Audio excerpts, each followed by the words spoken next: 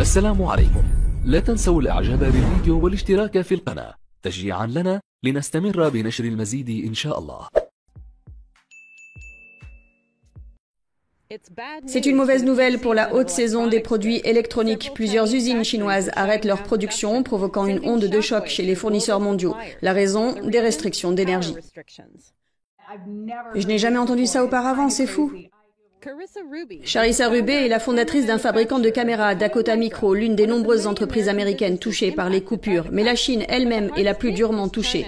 Des fonderies d'aluminium aux producteurs de textiles, les usines ont reçu l'ordre de réduire leur activité, voire de fermer purement et simplement. Certains magasins doivent fonctionner à la bougie et les feux de signalisation sont également éteints. C'est ce qui s'est passé dans 20 des 34 provinces et régions de Chine. L'année dernière, la Chine a interdit les importations de charbon australien. Le pays a fourni environ 60% du charbon thermique de la Chine en 2019. Selon l'analyste des affaires chinoises Tang Jingguan, les autorités chinoises attribuent les coupures d'électricité actuelles à la flambée des prix du charbon, mais il ajoute que ce n'est pas la vraie raison.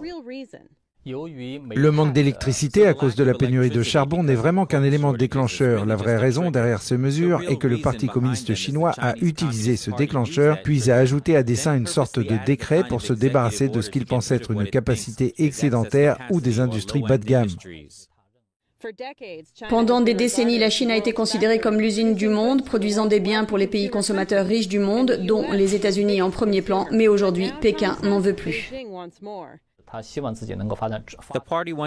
Le parti veut développer le type d'industrie qui enrichit les usines de moyenne à haute gamme qu'il considère comme le plus grand atout du parti dans sa compétition stratégique à long terme avec les États-Unis.